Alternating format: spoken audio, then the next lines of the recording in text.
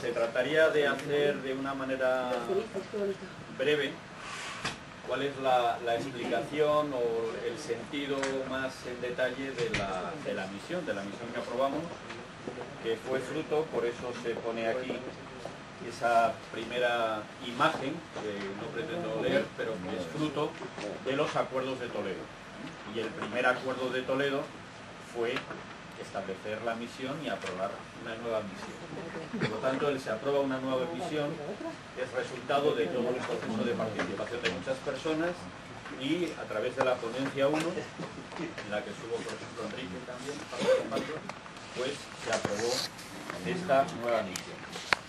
Como sabéis, esta misión dice contribuir desde su compromiso ético con apoyos y oportunidades a que cada persona con discapacidad intelectual o del desarrollo y su familia puedan desarrollar su proyecto de calidad de vida, así como a promover su inclusión como ciudadana de pleno derecho en una sociedad justa y solidaria. Es verdad que es muy larga, pero tiene mucho sentido todo lo que hay.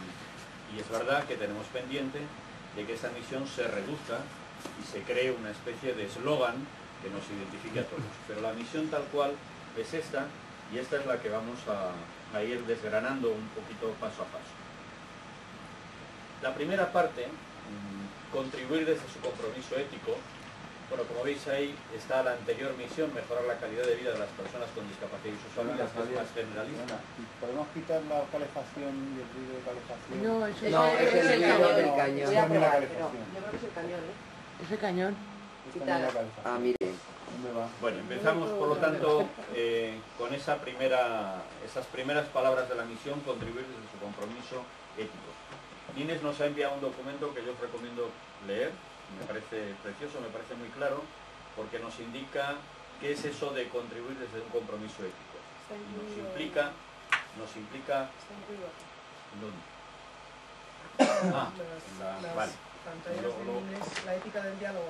Uno específico que ha mandado este fin de semana sobre compromiso. Pero no le mandan a todos, ¿eh? Ya lo ha mandado ella. Pues mándalo. No, porque lo ha mandado para ver qué opinábamos y ver después de esta píldora si parecía razonable o no. A mí me parece muy interesante y me parece muy válido para lo que es esta primera parte. Dice, contribuir desde el compromiso ético, y habla de que compromiso ético implica una responsabilidad a la que nadie te obliga sino tú mismo como persona o tú mismo como organización. Y por lo tanto el compromiso ético nos obliga como FEAS sin que necesariamente nos tenga que obligar nadie externamente. Nos rendimos y nos pedimos cuentas a nosotros mismos.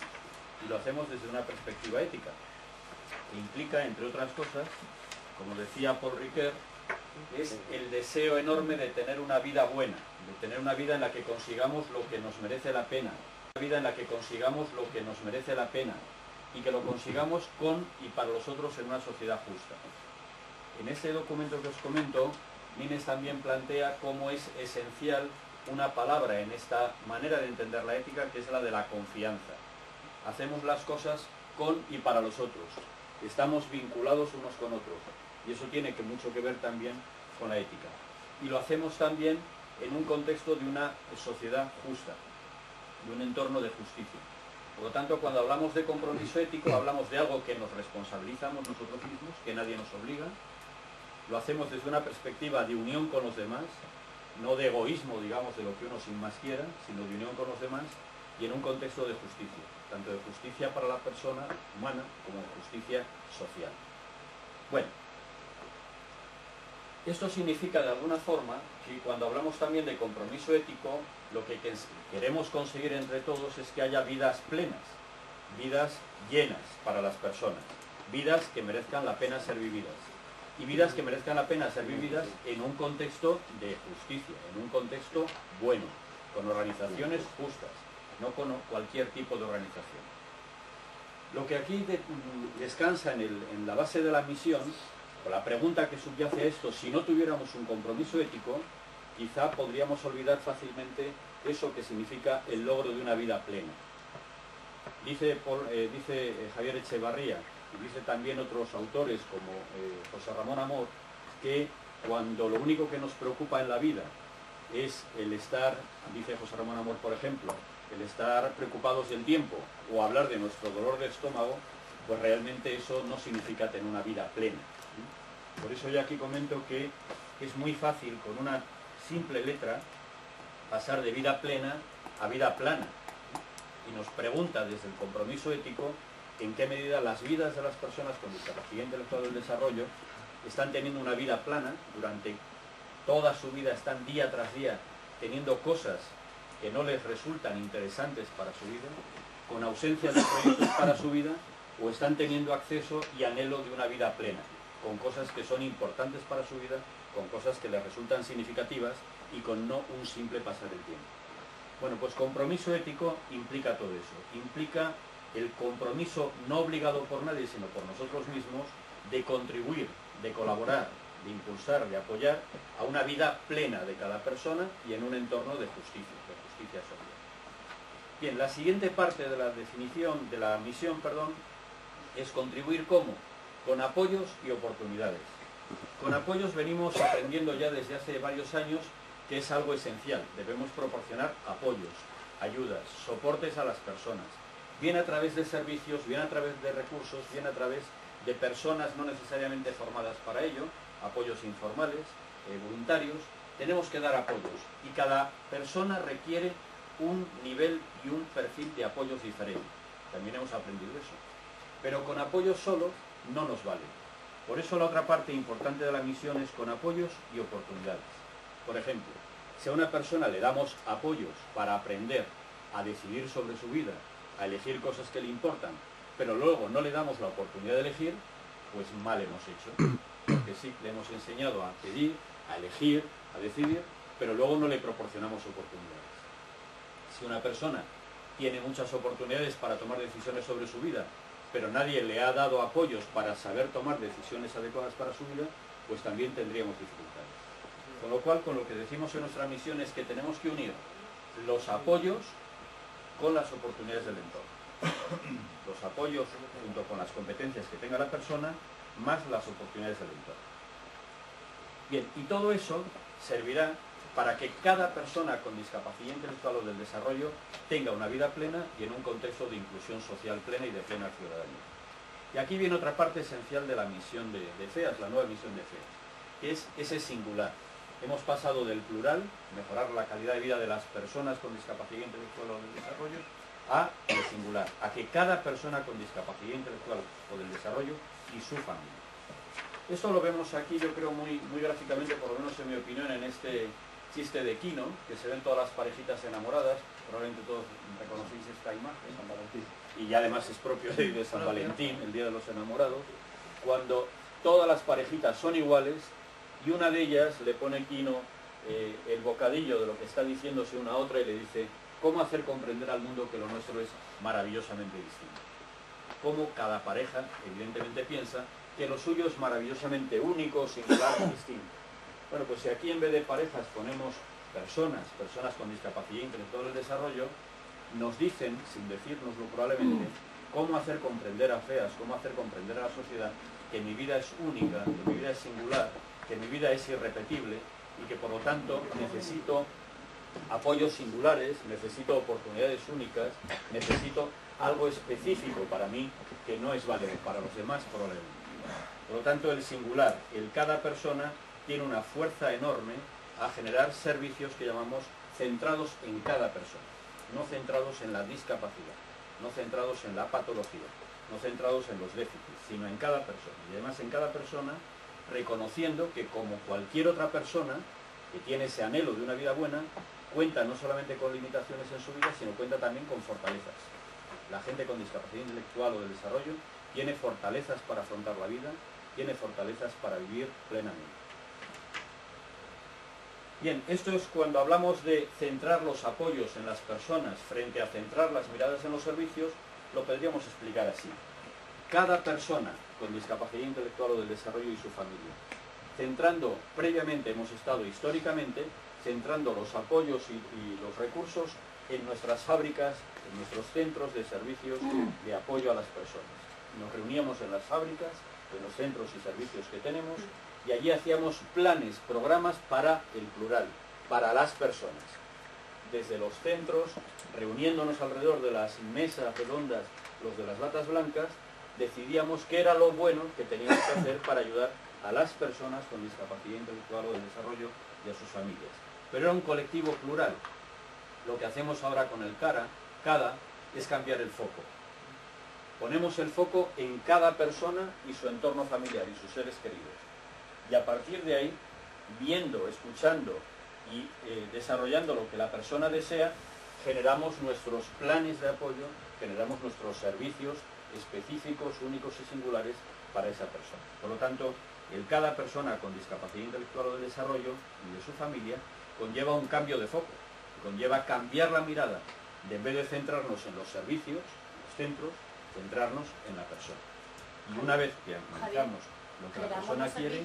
¿Generamos los servicios o buscamos los servicios que la comunidad ya respondan a esa necesidad? Sí, cuando hablamos de servicios aquí en esta fábrica, son los que hacemos o bien de puertas adentro o bien de puertas afuera. Somos proveedores de recursos de apoyo, somos proveedores de alianzas con otros proveedores de apoyo. Javier, en este sentido lo que dice Shalom, por ejemplo, en el libro de calidad de vida, es que las organizaciones como las nuestras acabamos siendo puentes, mediadores entre la persona con discapacidad, su familia y la comunidad. Y a medida que se va integrando, incluyendo a la persona más en la comunidad, se va transformando la comunidad, va siendo más inclusiva y se van retirando los apoyos, ¿vale? Que los va asumiendo de una manera más natural la comunidad. Eso es. Eso es el, digamos, el horizonte al que deberíamos ir. Y es la obligación, yo retomaría otra vez el sentido ese del compromiso ético, es la obligación de nuestras organizaciones asegurar que eso ocurra, por obligación de lo que es nuestra misión. Bien, esa otra parte que dice en la misión de discapacidad intelectual o del desarrollo, que también es nueva. Bueno, para explicar un poco, si aquí viéramos todo el conjunto de la discapacidad, los límites entre la discapacidad y la capacidad no son así tan claros como en el dibujo, ¿no? Son muy borrosos y no está nada claro lo que es discapacidad o no discapacidad, pero por entendernos dentro de la discapacidad, hablamos de muchos grupos y muchos colectivos y muchas personas que tienen necesidades concretas de ayuda, en lo físico, en lo sensorial, pero habría un grupo que podríamos denominar discapacidad de carácter cognitivo, lo que tiene que ver con la manera de pensar, con el procesamiento de la información, con la manera de entender las cosas. Dentro de esa discapacidad que podríamos denominar cognitiva, pues podríamos encontrar, por ejemplo, personas mayores con demencia, con Alzheimer, con otro tipo de dificultades, personas que han tenido accidentes de tráfico y han tenido dificultades a partir de ahí para entender de una manera natural la vida, personas con dificultades en determinados aprendizajes, y nos encontramos con un colectivo importante de lo que se llamaría discapacidades del desarrollo, que es que toda esa dificultad para entender, comprender de manera natural lo que ocurre en el mundo, lo complejo que ocurre en el mundo, que tiene que ver con el modo de pensamiento, de procesar la información, de entender las cosas, todo eso no ocurre en un momento posterior de la vida, por ejemplo cuando uno es mayor o cuando uno tiene un accidente, sino que ocurre en el tiempo en que la vida se desarrolla. Teóricamente se dice eso desde la perspectiva del conocimiento en los primeros años de vida, en los primeros 18 años de vida. Entonces, todas aquellas discapacidades que tienen que ver con lo cognitivo, con lo intelectual, con el pensamiento, que ocurren en las primeras etapas de la vida, en el tiempo en que la persona se está desplegando, desarrollando, desenvolviendo todo lo que tiene que aprender en la vida, nunca acaba de aprender, pero todo eso que lo ceñimos en los primeros 18 años de vida, lo hablamos como discapacidades del desarrollo. Y dentro de esas discapacidades del desarrollo está la discapacidad intelectual, tal y como la reconocemos. Sabéis que tiene que estar también desplegada en los primeros años de vida, en los primeros 18 años de vida. Están los trastornos del espectro del autismo, está la parálisis cerebral. Entonces, todas esas condiciones, todas esas circunstancias en las vidas de las personas requieren al final apoyos muy similares y tienen condiciones que les acercan más que les separan. Y la realidad también es que nuestro movimiento Orfeas, de manera histórica, desde que se creó hasta nuestros días, se hacen compañeros de viaje, no solamente personas que tienen discapacidad intelectual, en un nivel más puro podríamos decir, sino también personas que conllevan un trastorno del espectro de autismo, además o no discapacidad intelectual, o parálisis cerebral, además o no de discapacidad intelectual, de un nivel de funcionamiento intelectual limitado. Por eso decimos que razonablemente en CEAS debemos entender que nuestros apoyos son útiles para todas aquellas personas que tienen discapacidad intelectual o del desarrollo, aunque estrictamente en nuestro ámbito atendemos específicamente a aquellas personas que, teniendo o no otras discapacidades, lo que sí que tienen es un funcionamiento intelectual que les limita para entender el entorno, una manera de afrontar la relación con el entorno también que tiene especiales dificultades. Bueno, eso por cada persona con discapacidad intelectual o del desarrollo y su familia. Javier, una pregunta. Entonces, cuando hablamos de personas con discapacidad, o sea, discapacidad en el desarrollo, del desarrollo, ¿no? ¿O cómo se dice? Personas con discapacidad en el desarrollo o del desarrollo. Discapacidad es del desarrollo. Del desarrollo. Y estamos englobando a personas con discapacidad intelectual también. Sí, sí. La discapacidad intelectual es una discapacidad que ocurre en el desarrollo. Si recordáis, uno de los tres criterios para determinar que una persona tiene discapacidad intelectual, una es que tenga un funcionamiento intelectual menor a una raya que se ha puesto. Y si es por debajo de ahí, se dice que el funcionamiento intelectual es menor que la media. Una manera de afrontar la vida y de tener una adaptación a la vida que es menor de la media, las conductas adaptativas. Y el tercer criterio es que todo ello ocurra antes de los 18 años de vida. Por eso es una discapacidad del desarrollo. En otros momentos se decía un trastorno del desarrollo, una alteración en el desarrollo. A diferencia de una persona que tiene Alzheimer. Una persona con Alzheimer y una persona con discapacidad intelectual, juntos en un momento de la vida, podrían compartir el mismo nivel de apoyos, por tal y como está la situación. Pero la biografía de la vida y el curso de la vida que ha tenido una persona con Alzheimer le puede hacer diferente, en esa perspectiva, de quien ha tenido esa condición en los primeros años de vida.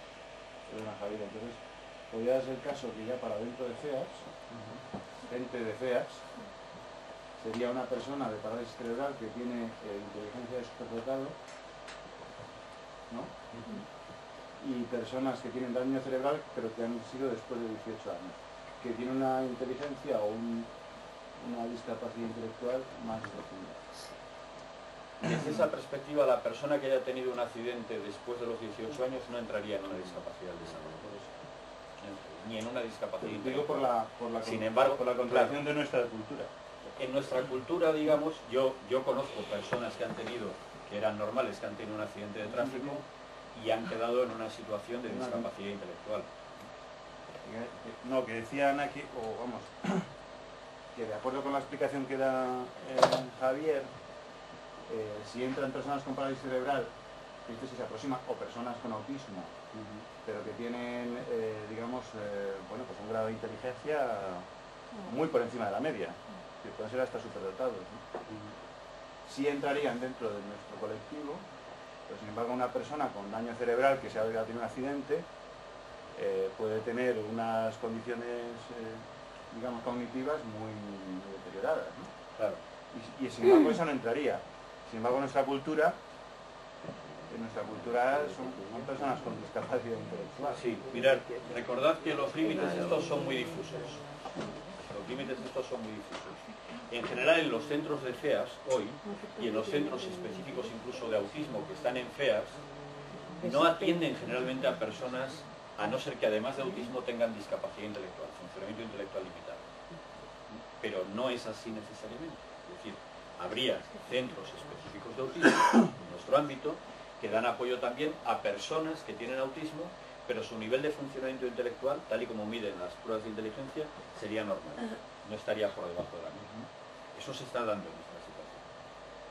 Igual que se está dando históricamente personas con cierta discapacidad en el desarrollo, lo que podríamos llamar ciertas capacidades límites, que están en estas franjas entre la capacidad y la discapacidad, que sin llegar a tener el perfil de capacidad limitada, históricamente han estado en nuestros centros. En nuestros centros, en los años 60 y 70, entraron muchos niños, en su momento, que a lo mejor hoy serían considerados de capacidad límite y no necesariamente de discapacidad. Muchas personas con un nivel de funcionamiento intelectual cercano a la media, superior a lo que se cifra para la discapacidad intelectual. Por hacernos una idea, si ponemos una regla de 10, el 10 es la media de la capacidad intelectual. Por debajo de 7 se dice es un funcionamiento intelectual limitado. y entre 7 y 8 se dice estás en el límite, por entendernos. Bueno, pues hay mucha gente en nuestro ámbito que podríamos llegar a ser, estrictamente considerándolo, llegar a estar en esa franja entre el 7 y el 8 de la capacidad límite. Y sin embargo, están dentro de nuestro paraguas. ¿Por qué? Porque los apoyos que requieren esas personas no son tan diferentes, tengan más o menos en ese momento, más o menos limitación intelectual. Y porque históricamente también ha habido una manera de entender la atención muy centrada en servicios, en instituciones que amparaban a aquellos que no iban bien en las escuelas, y que el no ir bien en las escuelas no era solamente una cuestión de un fracaso pequeño, sino que era de una limitación completa. ¿Cuál sería el futuro de todo esto? Para no alargarnos más con esto, pero ¿cuál sería el futuro de todo esto? Razonablemente, si vamos cada vez más a pensar menos en las limitaciones y más en los apoyos, diríamos, FEAS tiene un banco de recursos de apoyos que es útil para un conjunto enorme de personas que tengan dificultades para afrontar la vida, para comprender el entorno, para manejarse en el entorno, por dificultades de comprensión del entorno, por dificultades de tipo intelectual, de tipo social, de tipo práctico. De hecho, y acabo ya con ello, cuando se habla de la inteligencia, también hablamos cada vez más de que la inteligencia no es única, no es lo que miden los test de inteligencia, sino que es la inteligencia de lo que es lo abstracto, lo conceptual, lo que miden las pruebas, aquellas cosas más complejas, más abstractas, pero también es inteligencia lo social, la manera de entenderse con las personas y de manejarse con las personas, o la inteligencia práctica, la manera de manejarse en el mundo, de salir para adelante en el mundo, con independencia de que aparentemente tengas más o menos inteligencia de la que dicen las pruebas.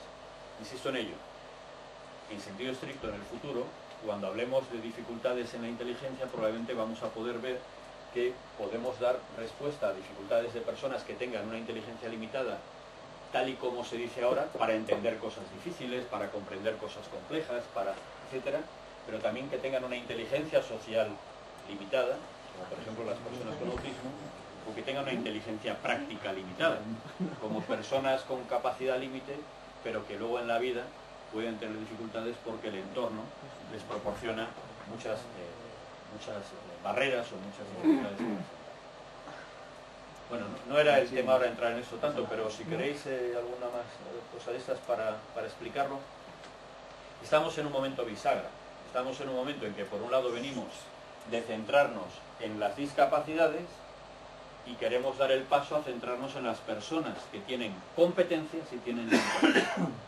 Entonces ahora estamos, cuando nos centramos en las discapacidades, pues a veces nos choca que estos límites no son tan claros, no son tan nítidos, son borrosos, y donde hay personas que con independencia o no que cumplan con determinadas etiquetas requieren un nivel de apoyos concreto que FEAS tiene recursos para ofrecerlos. Y eso será un poco el planteamiento. ¿Sí? Bueno, puedan desarrollar su proyecto de calidad de vida. Y con el proyecto de calidad de vida tomo aquí estas transparencias. Yo creo que estas fueron Silvia o Laura las que pusieron aquí la imagen. Yo la plagié de Universia. Sí. Porque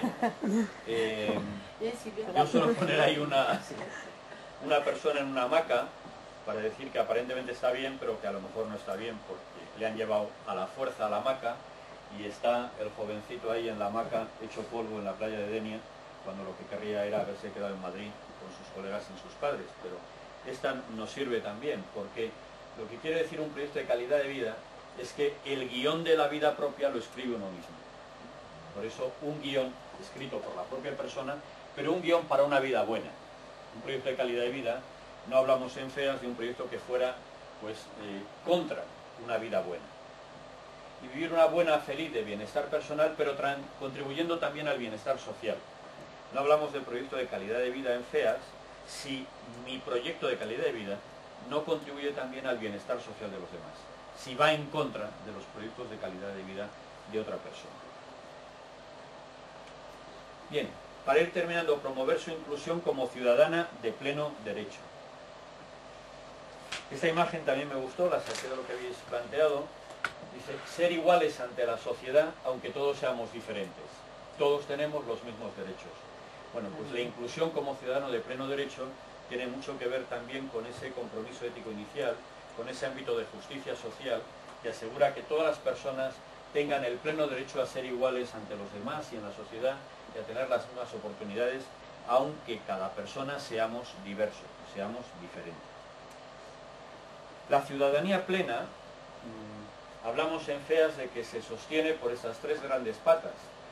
Ser plenamente ciudadana una persona, cualquiera de nosotros, de nosotras, implica que tenemos la capacidad y la oportunidad de participar en lo social, de tener algo que decir, de hacer cosas que modifiquen lo que es la vida en la que nos movemos en el entorno, en la sociedad, de que nos sintamos pertenecientes, nos sintamos incluidos, nos sintamos acompañados en la sociedad por otras personas y que tengamos derechos para ejercerlos en esa sociedad. Participación, pertenencia y derechos. Dicen algunas personas que si no se cumple cualquiera de estas cosas, no seríamos ciudadanos de pleno derecho. Curiosamente, estas tres grandes patas de la ciudadanía plena tienen una relación muy clara con tres grandes dimensiones de calidad de vida, a nivel individual. La autodeterminación, la inclusión y los derechos. Participar, la capacidad de participar, de hacer que las cosas cambien, de tener algo que ver en lo que ocurre en el entorno, de afectar de alguna manera lo que ocurre en el entorno, tiene mucho que ver con mi capacidad de autodeterminación, de tomar decisiones, de generar acciones por mí mismo y de no ser llevado por los demás, sino tener yo algo que ver en mi vida y por lo tanto también en el contexto social. La pertenencia es la inclusión y por eso aquí se dice también inclusión social. La pertenencia social no es estar físicamente al lado de otra persona, sino estar también en la mente de otra persona, ser considerado persona por el resto de las personas, ser parte del entorno en el que estás. Y eso es una necesidad humana básica. Nadie de nosotras ni de nosotros puede vivir si no tiene esa necesidad cubierta de sentirse entre personas. Lo peor que puede ocurrir, igual que sería el equivalente a quitar la comida a una persona, sería quitarle a la persona las personas de alrededor. Bien, y los derechos en cuanto al ejercicio de derechos. En FEAS ya estamos haciendo cosas en autodeterminación y en derechos para ayudar a las personas a conseguir esto, pero evidentemente todavía nos queda mucho. Pero, insisto, ya venimos avanzando. Nuestra nueva misión no parte de cero, sino que recoge también desarrollos que llevamos haciendo desde los últimos años. Pero insisto aquí que en esto que estamos haciendo sobre cuadernos de fomentar la autodeterminación en las personas y que las familias favorezcan la autodeterminación para sus familiares o de los derechos, no tiene que ver solo con dimensiones propias de las personas, sino que son como una manera de alimentar la ciudadanía de la persona. Bien, y en una sociedad justa y solidaria, para terminar ya. Tres cosas hay o tres mensajes que creo que serían relevantes para esta última parte. La felicidad en la vida, dice ahí, también depende de la justicia y de la solidaridad de la sociedad. Yo realmente no puedo sentirme feliz. Primero, si no tengo propósitos en la vida, no podría sentirme feliz. Y segundo, si no encuentro un entorno en el que yo siento que estoy bien, me siento considerado como ser humano pleno, siento que soy ciudadano de pleno derecho y siento que hay solidaridad, hay cohesión social, hay cosas que me unen al resto. Por lo tanto, mi felicidad depende en mucho del contexto social en el que vivo. Y evidentemente no tenemos nada más que pensar cuando los contextos de la sociedad en los que estamos se alteran de tal manera por guerras, por violencia, etcétera, en los que difícilmente podríamos considerar que podríamos ser felices o plenamente felices. Segundo, en FEAS estamos obligados a colaborar, tenemos algo que ver para que la sociedad aumente ese bienestar social. De nada, decimos, sirve que, por ejemplo, fomentemos la inclusión educativa, por ejemplo, de un niño, si la educación que va a recibir es una educación basada en la exclusión, en el egoísmo, en la competencia, en la competitividad malentendida, en el sálvese el que pueda.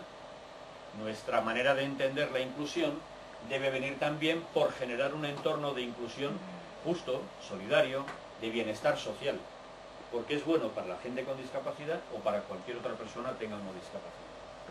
Y el tercer mensaje de esto, en una sociedad más justa y solidaria, de la misión, es nada en el mundo nos debe ser ajeno, que ya venimos trabajando con ello desde mucho tiempo, pero especialmente desde Oviedo, recordáis.